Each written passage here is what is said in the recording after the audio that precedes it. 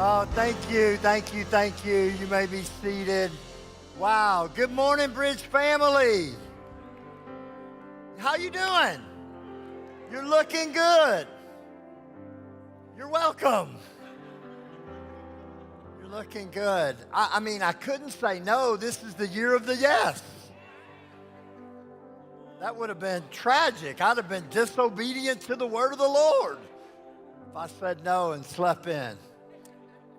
I was so honored to be asked. Just before I get started, and listen, I'm wound up tighter than an 8-day clock. I'm ready to preach this morning. Anybody ready to get? You gonna let the bishop preach this morning? Well, 5 of you. The rest of you, I don't know what you're gonna do. But before I do, I just want to say thank you from Chris and I and all of the O2 family. You say, what is O2? That's the network that the Bridge is a part of and that we're the bishops and leaders of.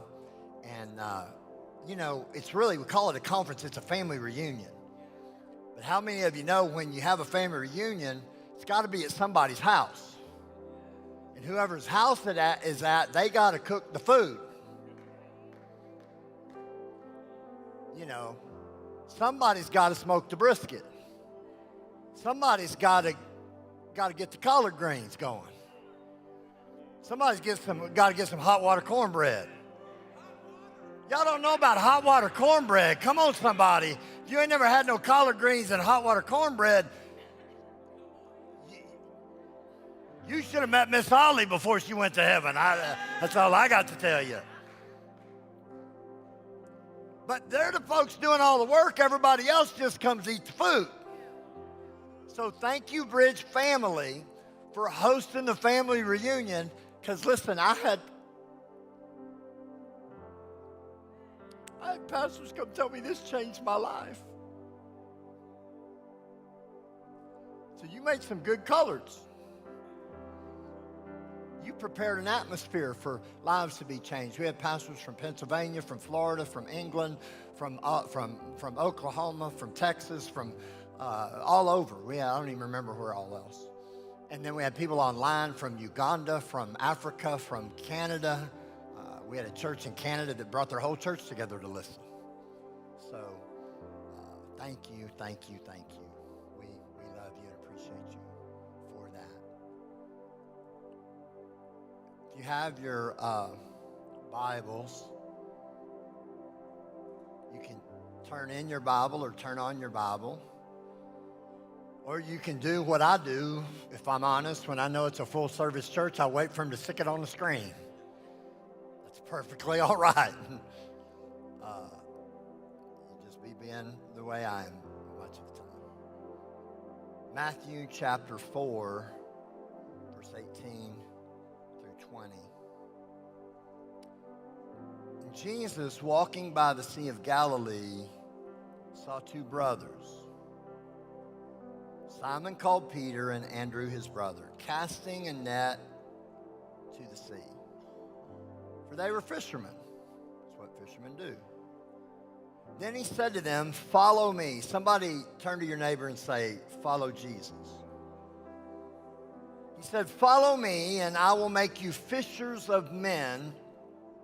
And they immediately left their nets and followed him. Jesus, we didn't come here to hear about you. We came here to hear you. We didn't come here to hear from a man.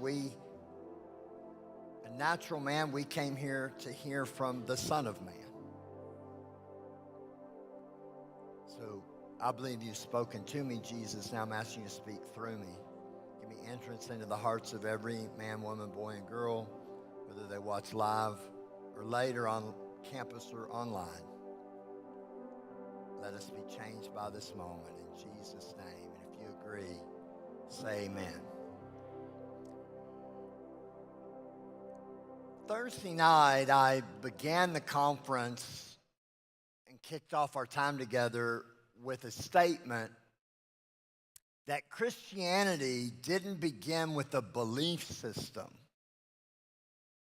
Christianity began with a voice, an invitation from Jesus. And we just read the text where the first follow me invitation came from Jesus to Peter and his brother Andrew. On a shoreline in the midst of great failure, these two brothers had fished all night and caught nothing, and they were frustrated, and the sea had failed them, the fish had failed them, their expertise had failed them, and in the midst of that vocational failure, Jesus interrupts them with an invitation. How many of you know that divine interruptions can change your life? And he invites them to follow him 21 or so times, let's say between 20 and 25 times in the Gospels. Jesus invites people in one form or another to follow him. Do you know how many times he says, believe what I teach? You know how many times he said, believe my sayings? 0. So Jesus wasn't inviting them. That's where I began. He wasn't inviting us to go into a belief system. He was inviting us into a way of living, which is an invitation to follow Jesus. Now, Peter's first invitation was pretty cool, because how many of you know if you've been failing in business and Jesus invites you to a whole, well, first he invites them to cast their net on the other side. They get a net-breaking, boat-sinking harvest. How many of you know that's exciting? Matthew was just telling us, it wasn't going to work out. Not that he had failed, but all the numbers didn't add up, and Jesus invites him with an invitation to give an offering. He gives that offering, and then all of a sudden what wasn't going to happen happened. That's the kind of interruption we all want. And listen, he said, now I'm going to make you a fisher of men. And Peter said, don't know what that is, but yes! That's easy. But we also, and I'm not going to re-preach my message, but I do have to contextualize where I'm going, because I immersed this in a story Thursday night, and if you weren't here, I would encourage you to listen to the message, because it'll give you more context, or get the book, because it'll give you more context. But we looked at the story, and I'm going to encapsulate that quickly. But today I want to look at the anatomy of our yes. Because our stories, we get immersed in them and they inspire us. But when we look at something and practically, it can form and shape us instructionally. So Peter quits everything, follows Jesus. But how many of you know following Jesus isn't a straight line? It's not follow the leader from here to there. We think, oh, follow Jesus. No. So y'all who are laughing been following him for a hot minute. Because it's up and down and around and here and there. And it's not linear. That's the way left brain people think. That's the way Greek thinking teaches us linear thinking. Hebrew is more circular, but the path to following Jesus is not a line, and it's not even a circle, it's a spiral. It's meant to be an ascending spiral.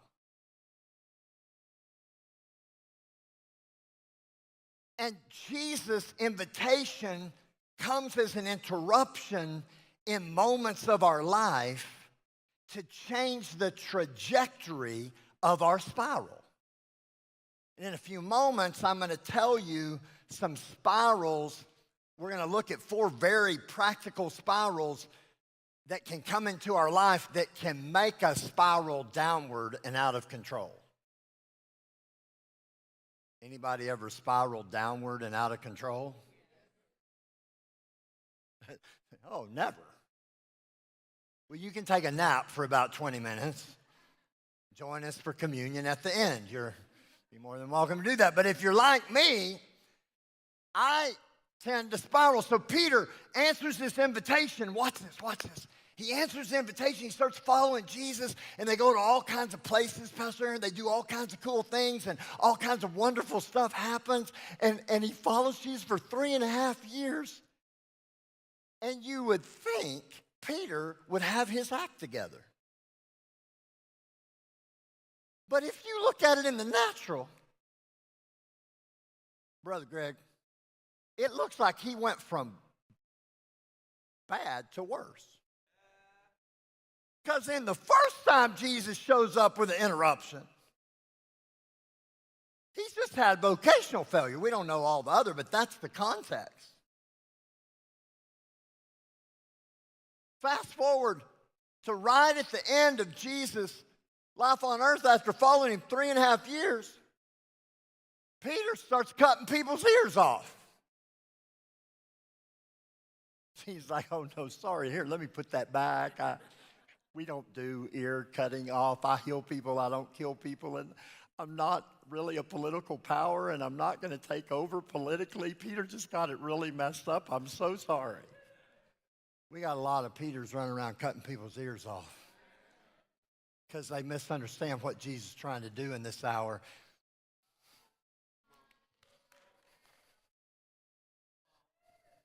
I got to behave.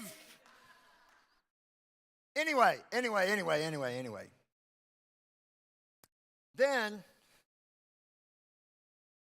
Jesus says, you're going to deny me. He says, I'll never deny you, Jesus. 3 times before the rooster crows. He said, before the rooster crows in the morning, you're going to deny me 3 times. Now, I don't know about you, but right now, if I'm Peter, I'm spiraling out of control. I've failed, and I think following Jesus did me no good. I'm worse off than I was 3.5 years ago. I'm so bad, and the resurrection comes, and you got to really feel bad about how bad you did. And yet Jesus says, I don't have time to do this, but in Mark chapter 16, verse 7, I believe it is, Jesus, I don't know if it's a theophany or an angel, but when the ladies get to the tomb, Jesus has been raised from the dead, the angel says to them, speaking on behalf of God, go to Galilee, which is where the first invitation came. And when you get to tell them, go to Galilee, because I'm going to meet them there, and tell the disciples and Peter to meet me in Galilee. Now, why did he say and Peter? Because he's the first disciple that's called. He is a disciple. But the angel says, tell the disciples and Peter. Why? Because I believe God knew that Peter was so ashamed of his failure that he might not show up at the next divine appointment, and he would miss the interruption and the invitation of Jesus because of his failure. I've come to tell somebody that you might have failed. I've come to tell somebody you might have messed up. I don't know if I got any folks in here that ever blew it after you followed Jesus. But I've come to tell you that no matter whether you did, Jesus is saying, meet me back on that shoreline, and I have an interruption with an invitation to change your spiral. So Peter is spiraling out of control. And an interruption comes to change the trajectory of his spiral. Now watch this. Sea of Galilee, first interruption. Sea of Galilee, second interruption. Failed fishing, first interruption. Failed fishing, second interruption. Cast your nets on the other side. Cast your nets on. Jesus, can you imagine Peter's deja vu? I think I've been here before. Same context, same invitation, different Peter. Now watch this. From Peter's perspective, he's worse off. But from God's perspective, his following Jesus had not caused his failure. It conditioned him for his next formation. So he's been going up, and he thinks, I'm circling the same old mountain. I'm going in the same old circles. I'm going somewhere, and I got the same old patterns, and I got the same old habits, but I don't think I know how to get out of the same thing. But he doesn't realize it, and I can't do it because I don't have stairs, but all the time, he's not walking one-dimensionally. It's second floor, third floor, fourth floor, fifth floor. And from God's perspective, Peter, even in the midst of what looked like a worse failure, God was interrupting him with an invitation because he knew this time I'm going to redeem all that. And the first time I called you to fish for men, the second time he called him to be a shepherd to the church. Same invitation, different Peter. So I've got news for somebody.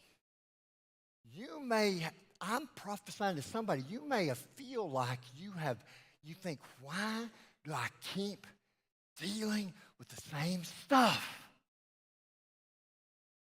But the next time Peter says yes, in John 21, because Jesus says, follow me again. On the shoreline, he said, follow me again. Somebody say, follow me again. The first time it was a call into destiny. The second time it was a call into death. So Peter thought he was worse than he's ever been. But in just the next little period of time, Peter leads them on the day of Pentecost. 3,000 people get saved. The church is birthed. His shadow is healing people when he goes to the temple to pray. That happened in a few hours, in a few days, in a few weeks, within weeks. So he thought 3.5 years was for nothing, but in weeks, he is a whole new man. But it was the formation to get him there. Is anybody understanding what I'm saying?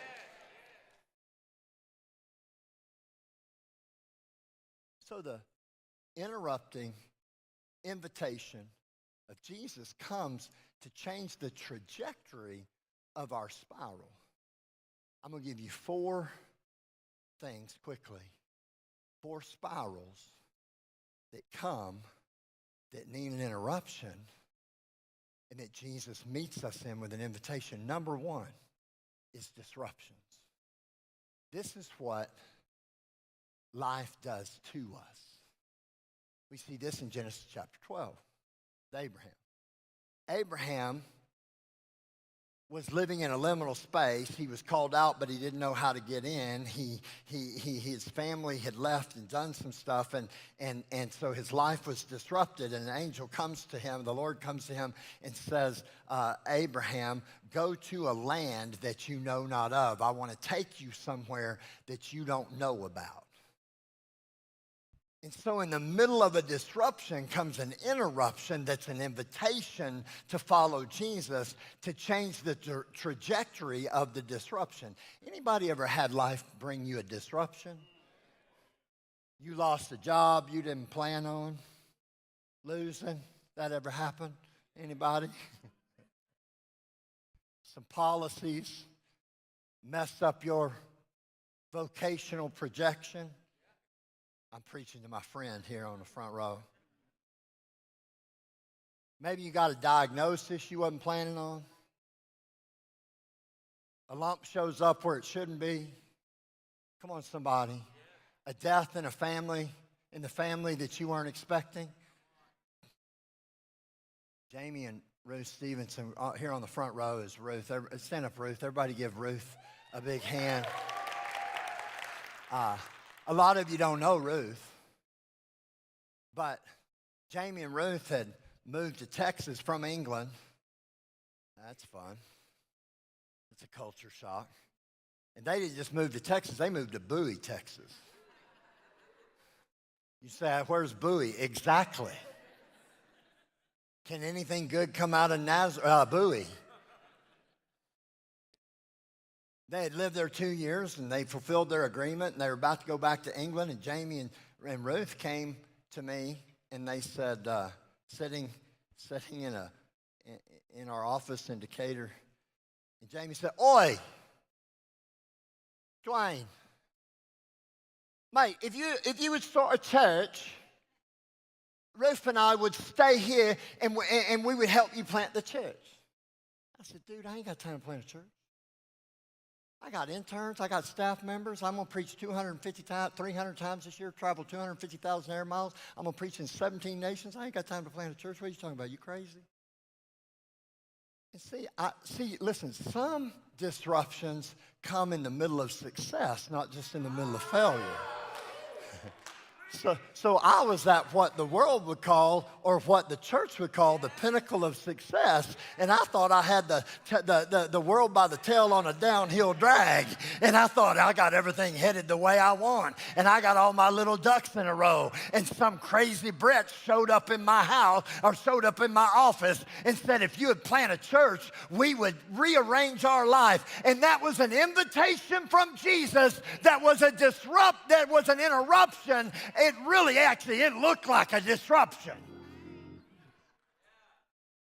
And so some of you have heard the story. I come to Denton, and I'm walking through Golden Triangle Mall, and there's some boys walking through there that you could tell they were going somewhere but headed nowhere. And God said, "Would you be their father?" And I said, "Yes, I will." And the bridge was started. But what you don't know is I would have never had a frame of reference for that invitation if that couple hadn't sat in my living room. And you say, "What are you saying, Bishop?" I'll tell you what I'm telling you, that your yes, listen, 26 is not the first time.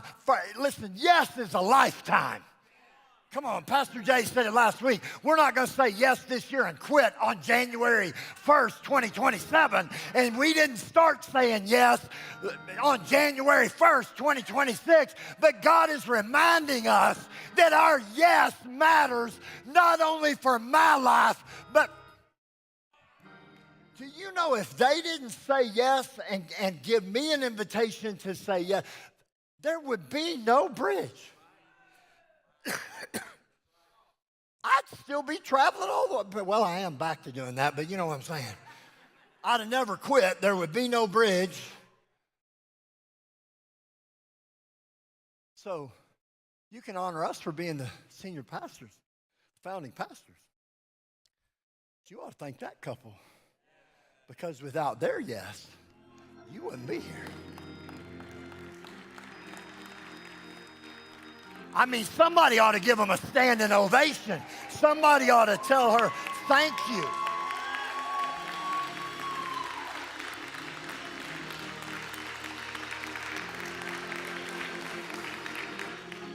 And she doesn't like this, but God does, and it makes a point that they said yes at great cost. That, listen, we were planting a church. We didn't have no budgets. We hadn't even received an offering. That's another thing. I knew the yes was going to cost me, because you know who's going to finance it? Jesus. But you know whose faith he's going to use? Mine. He couldn't get a job outside because he was on a religious visa, so I had to pay his salary. I'm not saying that bragging. I'm just saying I didn't have deep pockets, so they ate beans and rice for a long time. That yes cost them something, but they didn't do it for themselves. They did it for David Ausenhofer. Because Jamie had the idea to do the first party in the park and to launch this thing as a community outreach, because that was his expertise. And so on the first outreach, David Ausenhofer comes and wins a bicycle because Jamie had the idea to give away bicycles. Jamie loves spending my money. And so we went and bought some bicycles, and then David Ausenhofer got born again and raised in the bridge and is now your kid's youth pastor because somebody said yes. My God, I came to preach. Your yes matters more. And on the first On that first day, Miss Maud showed up. And she sees Chris and says, "You're the white woman in my dream." Chris had never had anybody say she was in their dream but me. And Miss Maud said, "God showed me a white woman was going to come up to me with blonde hair and hand me a gift, and that I could trust her, and she was going to be the key to unlocking the destiny of my future." And Miss Maud came, and Zechariah and Jeremiah are here today because somebody said yes.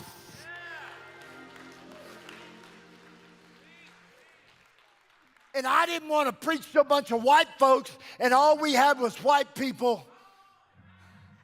So I talked to my black friend, Tyrone, and he said, "I know a black single mom named Miss Kelly. She's got a teenage daughter named Brittany." And they started coming to our home 6 months. She's coming to a white guy's house she don't even know. I could have been an axe murderer. She don't know. She's showing up to our house for Bible study, and she said, listen, if it's all ages, all races, all kinds, we had to have something besides a bunch of white folks. Somebody talk to me. I came to preach. I ain't even got past point 1 yet. But I'm preaching.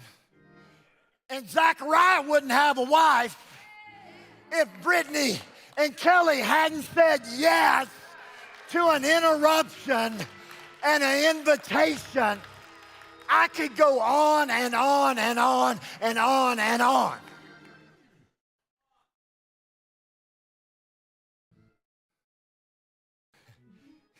And then we get to Pastor Jay. He ain't exempt. Now my interruption came at the height of success. Pastor Jay had a disruption.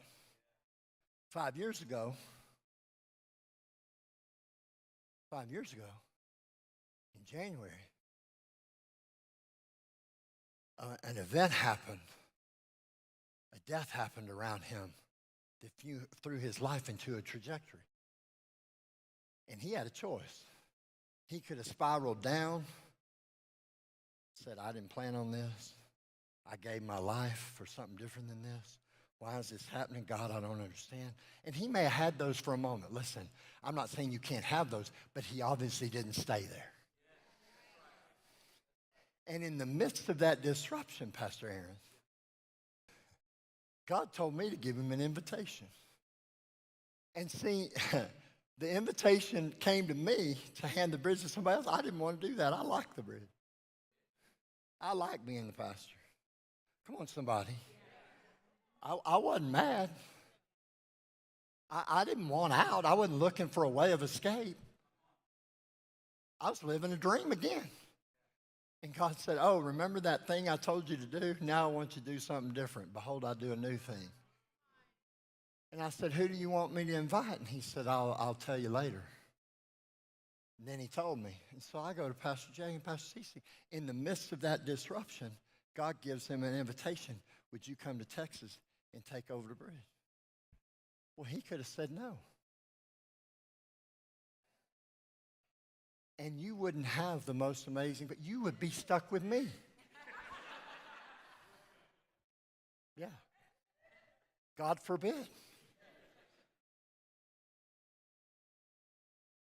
And so Pastor Jay and Pastor Cece had an opportunity to get so caught up in the disruption that they don't see the interruption that's an invitation to a divine destiny that's beyond what they've experienced up to that moment. Listen, on one day, they had no frame of reference, and they could have been spiraling out of control. And in a moment, the invitation to Jesus says, "Come and follow me." And they did it, and the bridge is growing, and it's healthy, and it's thriving, and it's reaching, and it's doing all this stuff because somebody said yes.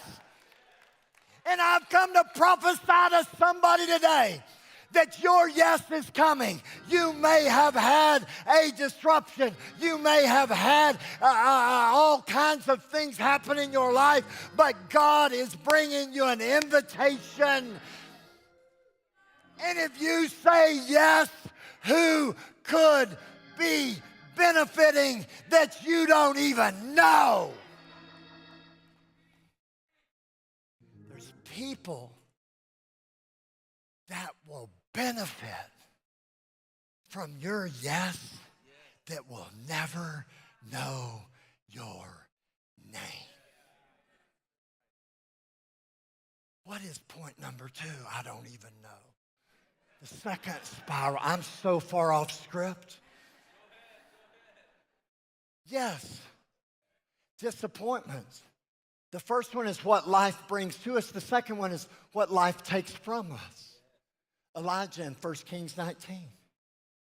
He had a showdown with the prophets of Baal, and fire came down from heaven, and the fire in his heart left, and he's discouraged because of disappointment. Listen, life is filled with disappointments. But what are you going to do when life brings you disappointments? Don't let yesterday's disappointment cause you to miss tomorrow's divine appointment. Come on. Don't let yesterday's disappointment cause you to miss tomorrow. There's always another divine appointment, a divine interruption, a divine invitation coming. But if I get into so disappointed, listen, when I think I have an appointment and I lose the appointment, I get disappointed. And if I get disappointed enough, my hope gets deferred, my heart gets sick, and I become cynical, and so then I miss. I wrote this book. Really, my wife said, you ought to write this into a book. God started speaking this in the summer, and she heard me share it a little bit, and she said, I said, this is what I'm going to preach to the conference. She said, you got to write this in a book. So I feverishly worked to write the book, and we get it all done, and she designs it and lays it out, and we get it published, and it was supposed to be here on Tuesday. The ice storm comes, and it doesn't show up. I was going to give away the book to everybody that showed up. So it's not like I was being selfish and wanted to make a lot of money. It was going to cost me money, and I thought I heard God, and they didn't show up, and I started spiraling. I started saying, you stupid idiot, why'd you write this book? This book don't matter. You're just so stupid. Why are you trying so hard? Why did you do that? And you know, for about, used to it have been 3 months. Now it's about 30 minutes. So I'm improving. I'm improving. And I thought, God, if I was being selfish, I'd understand, but I don't understand. I was disappointed. And then this morning, Miss Lois walks up to me because she helped us proof the book. And she said, there's only 2 books I've ever read more than once in my life. The first one was Falling Upward by Richard Rohr. I've read it several times. And Follow Me Again. And I'm going to read it again and again. And when they finally get the print versions here, because they're all screwed up, we did get a few of them, and they were printed half the page up. The bottom half was up, and the bottom was blank. You couldn't even read the whole thing. I just laughed. I said, this is so stupid. We've never had that happen. Thousands and tens of thousands of books we printed and sold, and never. That's just random, didn't it? But she sat right there, and she said that book, and Jesus just came to me and said, remember when you were crying a minute ago? I didn't ask you to do anything but follow my invitation and say, yes, the results are up to me. So if I wrote that book just for Miss Lois and nobody else ever reads it, that's okay. There are things you're going to do that nobody but heaven ever knows. Come on, somebody, are you here? Number 3, I got to hurry. I'm going to do these fast. Dysfunctions, what life tries to form in me. Gideon in Judges chapter 6 is threshing wheat in a wine press. You don't thresh wheat in a wine press, you press grapes in a wine press, you thresh wheat in a threshing floor. So that's the epitome of dysfunction, doing the right thing in the wrong place. Come on, somebody, talk to me. When you do the right thing in the wrong place, that's dysfunction, and we can develop all kinds of dysfunctions in our life, and we're spiraling in dysfunction, cycles we can't seem to get rid of, the habits that we can't seem to break. It could be subtle things like fear and anger. It could be others like addictions and abuse. But wherever it is on that spectrum of dysfunction, like Gideon, we're hiding, and the angel of the Lord came to Gideon listen, he did not condemn his dysfunction. He invited him out of it. Number 4, damage. What happens through us or to us? Moses in Exodus chapter 2 and 3. Moses had a lot of damage done to him. Grew up between 2 houses. Identified with the Palestine slavery. I mean, he was born being hid in a basket,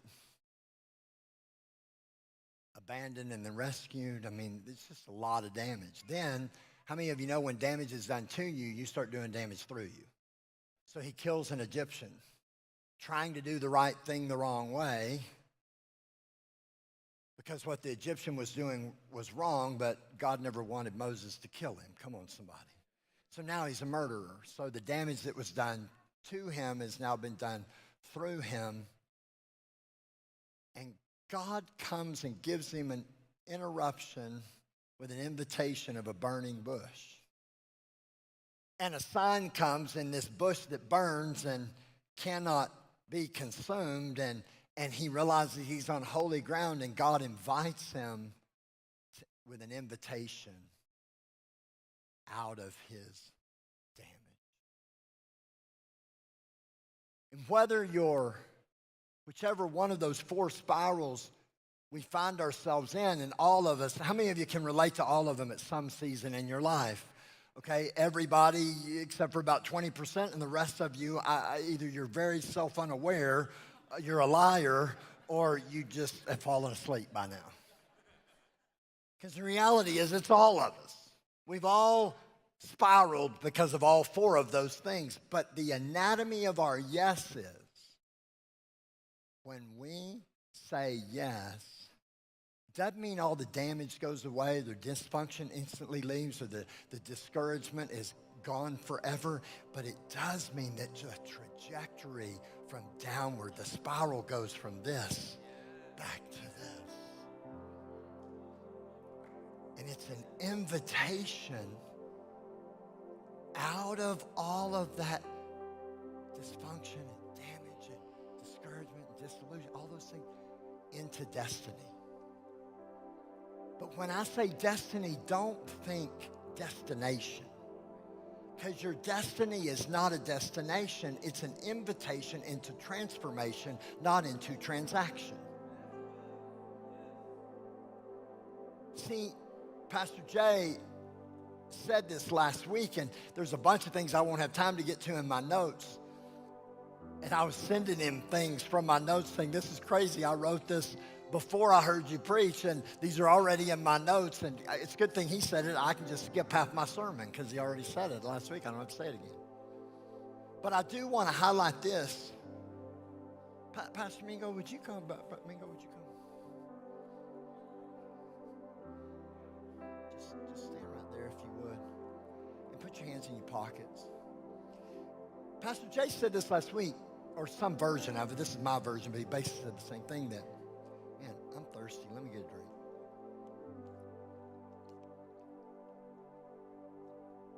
Grace is the invitation. Grace invites us. It's the grace of God that says, follow me, because Mingo can't follow Jesus in his own strength. You see how quickly he said right? Like there was no hesitation. He'd go, oh, let me think. Maybe I can. Cause, you know why? Because Mingo's lived long enough. Mingo knows Mingo. And Mingo knows I tried to do that myself and that did not work. So I need the grace of God. But faith is the RSVP, because every invitation demands a response. What is RSVP? It's French for Répondez s'il vous plaît. Respond if you please. So it's not a demanded response, it's an invited response. Please respond. And so it demands this invitation. But even faith is a gift. How do I know that? Because the Bible in Mark 11 says, have the faith of God. But the way that is written in Greek, it means receive the faith of God. So grace comes to us as an invitation, and faith comes to us. The Bible says faith comes by hearing. Faith what? Faith what? Faith what? Faith come. Now, I set him up for failure because I told him to stick his hands in his pockets. Now, this time, don't have your hands in your pockets. And faith is going to come, and he received it. So the thing that God's inviting us to, which is never a thing, but, you know, my metaphor is limited here, right?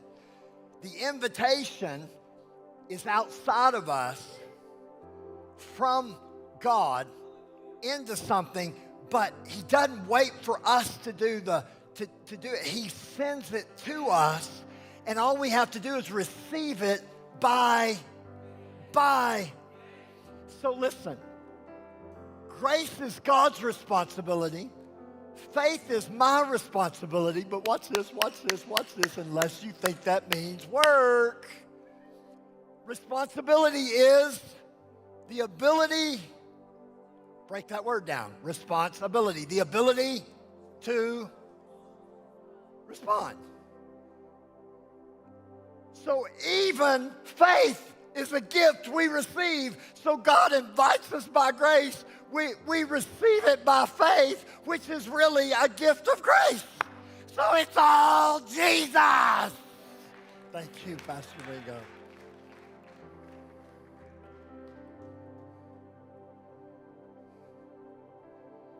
I'm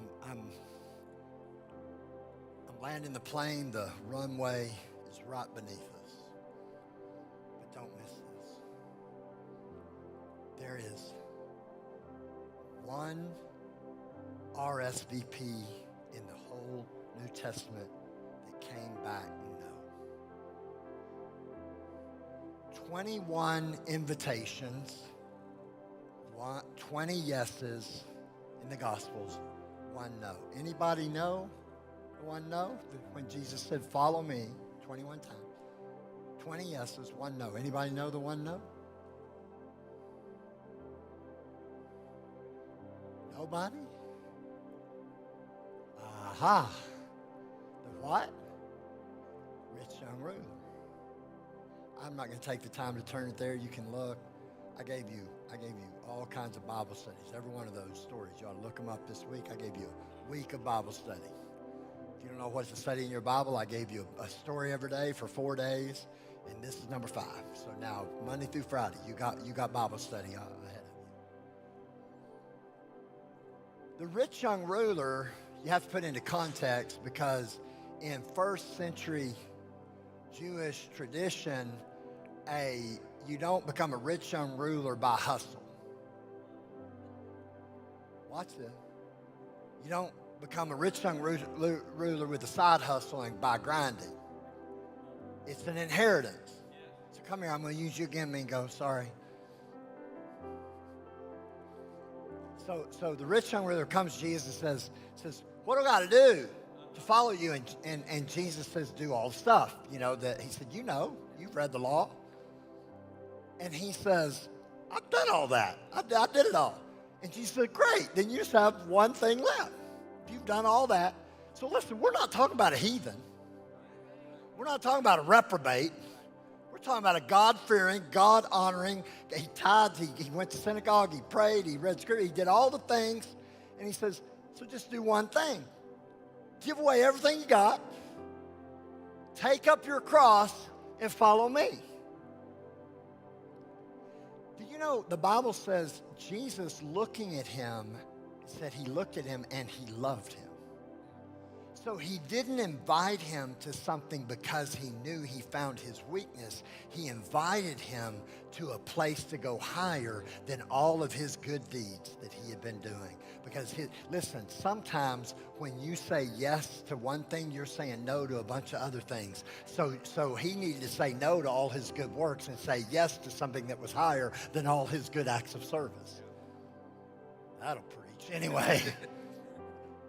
He got sad and he walks away because he couldn't do it. Now the easy preacher move. Here's the easy preacher move. Well, that's what happens when you get money. Ha! You just get trapped by the world. Ha! And then you get caught up in filthy lucre. Ha! But if you'll give all your money to Jesus, ha! Then you can have all the true riches. Ha! Don't be the rich young ruler. Ha! We're going to take up an offering right now. That's the easy preacher move. That's reductionist. That's flat. It's not spiral. Jesus, it wasn't his money, it was his identity, because he became a rich young ruler by inheriting it. So Jesus wasn't saying don't have money. He was saying surrender your identity, surrender your imagination, surrender your security, surrender all the things that represents to you.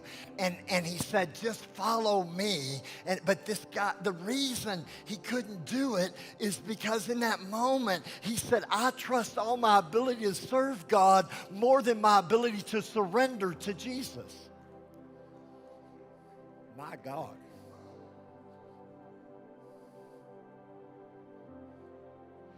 Now here's the other thing. I've heard this preached, and it'll preach. They say, think about it. Jesus said, follow me. And he could have been the 13th disciple. Well, there were more than 12. Come on, somebody, talk to me. And again, I don't want to be the one that said no to Jesus. But it's a cycle. It's a spiral. I don't think that was the last invitation Jesus gave that young man. We just didn't get to hear the rest of the story because the Bible doesn't tell all of it. But I just have enough imagination to believe Jesus kept coming back to him and kept coming back to him and kept coming back to him. And one day maybe he did give it all and follow Jesus. Maybe one day he died a martyr. Maybe one day he planted a great church, because I know God and I know he doesn't get ticked off because I couldn't surrender. One day he keeps coming back to me again and again and again. And no matter how many times I fail, he comes with another interruption. Somebody ought to stand to your feet and you ought to give God praise. You ought to understand that wherever you're at, if this is your first follow me invitation or your 5,000th follow me invitation, he's going to come again and again and again and again and again. And you may say, I don't know if I could do what they did and stay in Texas. I would go back to England. Well, Jesus isn't asking you to do that today because you're already in Texas. You can never have faith for something you're not facing. So don't have anxiety about what yes is going to come to you, because you have grace for what you faced. And if you're not facing it, you don't have a grace for it. But I promise you, whatever you face this year, whatever disruptions, whatever disappointments, whatever dysfunctions, whatever damage, Jesus is going to come and he's going to look you in the eyes and say, follow me again. I remember when Nicole said some of her first follow me to leave Sealy, Texas, and come up here and serve a vision that didn't even exist. She's still saying yes, but she's not a little kid anymore. And Jesus isn't asking her to be an intern.